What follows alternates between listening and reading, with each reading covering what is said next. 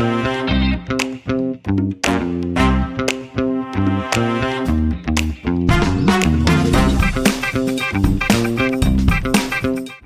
Omers, balik lagi ke Mike Segara Channel. Nah, hari ini Om Mike kedatangan narasumber yang wow, dan kita mau lihat dari sisinya beliau tentang apa ya, bisnis diecast setelah masa pandemi.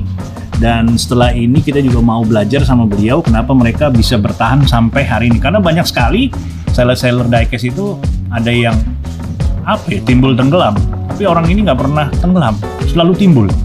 Penasaran? Follow me.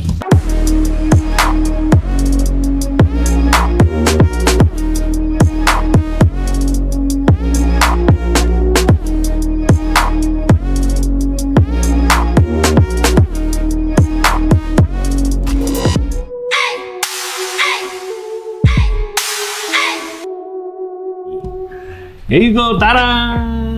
Halo Mas. Ya, anak diecast ya Mas? Iya Pak. Lu kenalin dulu dong, siapa nih, dari mana, jualannya di mana? Saya dengan Daniel, dengan Facebooknya Daniel DM. Kita ada buka toko juga, toko offline di Mall Taman Palem, LG B28. Namanya DM Toys. Ya, itu kita banyak lika-liku lah kalau untuk di dunia diecast mah. Banyak ya? Banyak. Oh, kirain mulus-mulus aja bro. Nggak ada mulus Pak. Ceritain nih. Jalanan dari aja masih ada gantungan Pak. Nah, kalau DM Toys itu filosofinya apa sih? Kok bisa DM? Jadi diem. Silent Toys. Sebenarnya sih itu awalnya itu iseng doang. Karena inisial dari saya Daniel dengan istri Melisa. Jadi Melisa istrinya. Kirain Mbak yang suka jagain itu. Itu istrinya ya? Istri. Oh iya. Ya, jadi namanya itu inisial. Cuma kalau kita cuma tulis DM aja kayaknya udah banyak. DM custom. DM. Jadinya Halo DM. DM. Jadinya DM. Jadinya di itu kan kalau D itu udah bahasa Inggrisnya D. Nah, M itu ya M. Jadi kita pakai diem toys. Oke, jadi filosofi lu mulai main diecast tuh dari tahun berapa? Kayaknya main sebelum diecast, jualan ya, maksudnya kayak pertama kali kenal 2014 kita udah mulai main sih. Kan kita main berdua Pak. Bapak yang racunin siapa? Di kantor kan kita main mobil-mobilan gitu Pak. Jadi Om Daniel ini dulu sama saya pertama kali kita keracunan sering ngebit di lengan ya. Iya, kita berdua udah incer-inceran dah. Yang satu American Muscle, yang satu Jepang. Lu jadi M dari awal? Oh, oke. Jadi Om Daniel ini dia di dunia diecast dari 2014, so which is like sampai hari ini sekitar 8 tahun ya. Ya. Terus lu mulai jualan tuh sekitar tahun berapa tuh? Kayaknya saya duluan ya. Gue jualan terus nggak lama. Jualan dulu. Gue kasih tahu lu buat mendingan jualannya ini Neil gitu. Tahun berapa ya? Kayak 2017 deh. Oh, sempet 3 tahun kolektor pure. Kolektor. 3 tahun kolektor, nyari maksudnya kita hobi kumpul-kumpulin sampai diomelin sama istri. Si M itu apa sih? M. Ya, sama Miss M. Oh, 2017 lu baru bener-bener mulai start bisnis. Yes. Nah, nih lu ceritain nih ke temen-temen nih, si Omers nih ya, maksudnya kayak dunia diecast tuh sebenarnya gimana sih prospeknya? Kita ngeliat ya dari pengalaman lo aja nih, 2017, 2002, we talking about the last 5 years, 5 tahun terakhir ini, menurut lo dunia diecast tuh gimana sih? Sebenarnya sih kalau untuk item diecast itu nggak ada matinya sih. Untuk diecast itu selalu baru, apalagi terutama Hot Wheel. Hot Wheel dari seri 1 pun aja, namanya kolektor pasti kedepannya itu ada banyak warna, banyak inian, varian atau kayak jamaknya keluar, red editionnya keluar. Wah itu sih untuk khusus untuk kolektor bener-bener nggak ada matinya. Rak kemarin tuh siapin rak 100, kumpulin rak Hot Wheel, kumpulin satu-satu, nggak tahu kok. Nambah lagi varian baru, jadi mau nggak mau itu pasti digeser ya? Geser lagi. Jadi kalau di sisi kolektor sendiri memang barangnya ini non-stop ya?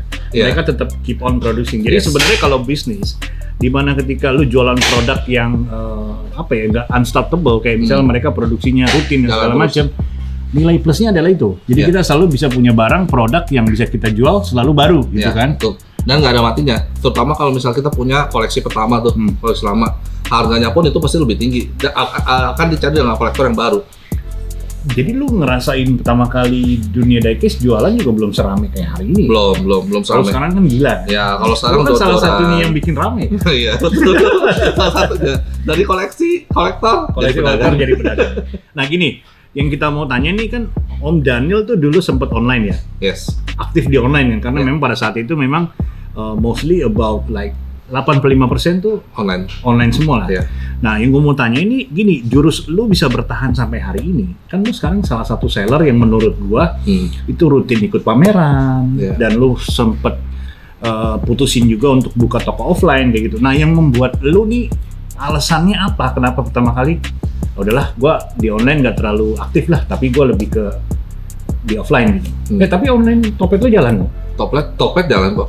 Jalan ya? Cuma Tapi beda sama awal-awalnya Facebook, kita belum. Kita masih Oh, main pertama kita buka di auction dulu, lelang. Lelang di Facebook, kita buka lelang, start lelang. Nah, cuman karena terlalu banyak, udah mulai banyak seller juga yang masuk, harga di lelang cukup ya kalau menurut saya sih ya, tapi menurut saya sih itu udah benar-benar terlalu Low banget ya? low banget untuk harga lelangnya.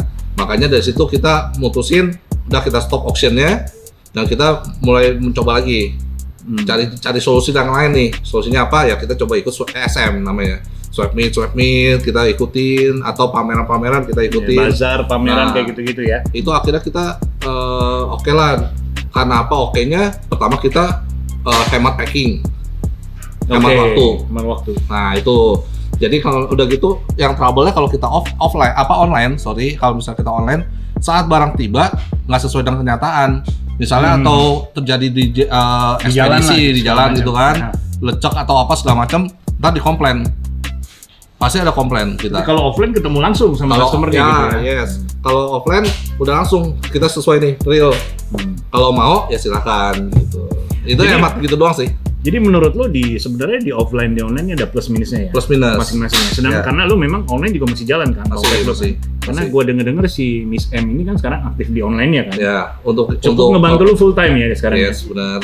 Jadi benar-benar terbantu banget lah offline-nya. Nah ini Online. satu hal lagi yang orang mungkin belum tahu nih. Nah, Om Daniel ini sebenarnya nggak prime usaha di diecast doang. Jadi dia Kerja. lu ada usaha juga kan? Ada usaha. Ada usaha yang lain dan Ya. dia kerja juga sama Kerja orang juga. kan. Nah, ini mungkin lu bisa bagi nih. Kayak lu gimana sih cara bagi waktunya nih sama kayak kan ada orang gue udah capek kerja nih, mau nggak punya waktu buat packing dan segala macam. Apakah dengan cara-cara yang lu selama ini jalani lu bisa sharing? Sepertinya memeras tenaga istri gitu kan bisa juga gitu ya. Ya. Itu salah satunya sih, memanfaatkan yang ada. Istrinya ketawa di samping guys. Memanfaatkan yang ada. Iya, memanfaatkan yang ada. Oke. Jadi itu benar Mbak apa istri itu? Gimana Tergantung cerita dari lu? sisinya. Cerita lu gimana sih cara ngebagi waktunya? Dan mungkin teman-teman di sana yang mungkin gue udah kerja nih, kayaknya gue bisa bisnis sampingan nih gitu. Ya. Dan prospeknya bagus kan. Kalau untuk dunia diecast sih benar-benar cukup membantu, bisnisnya cukup oke ya. Dengan cara ya paling kalau bisa kita atau kerja atau punya usaha lain gitu ya, kita punya spare waktu, bagi waktu. Misalnya dari pagi sampai siang kita usaha yang lain, nah malamnya itu kita bisa packing. Oke, jadi lu bagi waktunya kayak misalnya waktu buat foto dan segala macam udah ada jadwalnya Udah ada, Oke. harus ada jadwal. Soalnya kalau enggak kita berantakan. Dan ini salah satu seller yang menurut gua sejak istrinya dia bantu itu dia rapi banget guys, kayak semua filing ya, semua data segala macem Ya, ya kan lu Semenjak ada masukin di data kan segala sebanyak macem. istri masuk ke bantu-bantu di M-Toys, ya sekarang udah mulai terdata sih. Kita punya stok sendiri. Semuanya terdata gitu kan. Iya. Nah kalau Omex sendiri sistemnya sampai hari ini masih warung guys, karena gua sendiri masih lelang. Kadang barang baru masuk hari ini, malam Barangnya lelang siangnya posting udah keluar gitu, which is ada bagusnya ada kurangnya sih. Nah ini salah satu yang Daniel bisa sharing nih, mungkin teman-teman yang lagi usaha gitu kan, keuntungan dari pendataan itu sendiri. Kayak misalnya lu itu kan extra effort ya, Ya, extra effort banget gitu kan, dari namanya, tulis harganya, Betul, segala macam waktu. itu kan ada waktunya. Ada gitu. waktu. Nah, keuntungannya apa sih? Keuntungannya kita kita tahu nih barang Database satu ini ada berapa banyak, dan suatu saat dia harganya berubah, misalnya dari pasaran dia meningkat, kita udah tahu modal nih segala macam modalnya ya, dan kita itu juga harus update harga pasar. Lu update-nya biasanya per bulan sekali atau biasanya gimana tuh? Paling kita cek itu ya sekitar sebulanan lah. Sebulan kita cek harga pasar berapa. Kalau misalnya yang dia turun ya kita turunin juga gitu. Tapi dengan batas ya ada standar modal ya. Karena Itu kan tetap ada lu harus itu ada ngikutin modal. ya pasaran ya. Karena kayak orang bego aja gitu kalau Iya. harganya udah turun lu jual tinggi sendiri ya. Ya, Syukur-syukur aneh aku sih, cuman iya. kayaknya Rada aneh. rada aneh juga. Nah, ini yang lagi heboh nih. Orang datang ke pameran itu biasanya harganya beda dengan online. Ya. Pernah nggak lu didatengin nih sama customer yang datang ke toko lu, di offline lu, di lapak lu, terus membandingin sama harga online?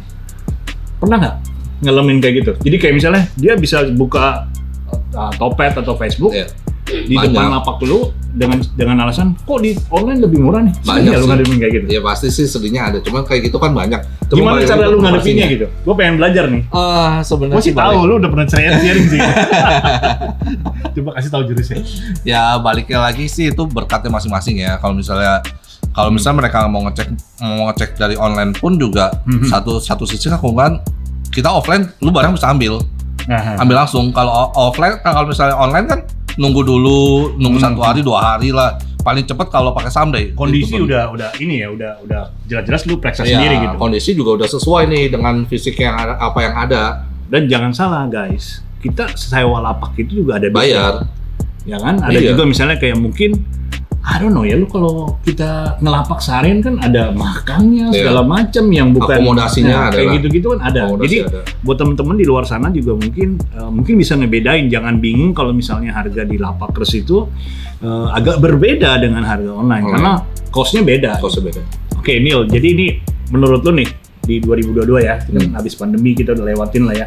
2 tahun terakhir ini kan cukup apa ya, menurut gua it's a good business tapi marketnya yang lagi nggak healthy. Ya. Which is kenapa? Karena sellernya lebih banyak daripada pembelinya. Pembeli. Dan itu lo akuin juga di offline Yeah. juga seperti itu ya. Offline, online semua basically semua merata. Nah saran lu apa nih sebagai seller yang menurut gua lo salah satu seller yang bisa bertahan sampai sekarang? Iya. Karena banyak seller yang cuma timbul tenggelam 1 bulan atau 2 bulan, 3 bulan mereka nyemplung tiba-tiba ngilang nih. Ya. Lu bisa nggak kasih kiat-kiat nih buat teman-teman di sana yang baru mau mulai usaha apa segala macem, terus prospek di dunia bisnis menurut lu ke depannya seperti apa? Yang pasti sih pertama kalau menurut saya sih tekun. Penting tuh ya. Penting. Tekun itu penting. Mau badai apapun yang datang juga yang penting kita tekun juga berkat mah ada aja. Pasti siapin berkat. Itu jiwa seller sebenarnya. Iya. Iya kan? Jangan patah semangat Nah. gitu ya. Terus kalau menurut lu nih buat temen-temen yang baru mau mulai bisnis, mendingan mereka nyemplung diecast apa main yang lain aja? Balik lagi sih ke masing-masing sih. Tapi Ya, prospek paling kalau- bagus dong. Prospek dong. bagus. Cuman kalau sekarang sih ya resikonya gitu. Kalau misalnya cuma 5.000 ya udahlah. Mesti berani tahan Mesti mental berani, gitu ya. tahan mental gitu. Jangan berharap dengan diecast sekian kita bisa cuan harga jauh banget. Nggak bisa juga. Tapi ada beberapa item yang bisa. Bisa. Well, thank you guys buat waktunya udah nontonin kita berdua walaupun nggak penting ya. Ya. Semoga penting sih. Semoga penting. Oke, Cukup thank membantu you. semoga. Thank you juga buat Daniel, buat juga si Mrs. M. Dan gue percaya ini bisa jadi batu loncatan buat temen-temen yang bisa ngelihat bahwa peluang bisnis apa sih yang bisa dilakukan di samping dari kalian punya kegiatan yang rutin gitu kan. Oke, so thank you for watching. Biasanya kita tutup dengan salam gas omers. Oke. Oke, 1, 2, 3. Salam gas Gas omers. Omers. Peace. I'm out.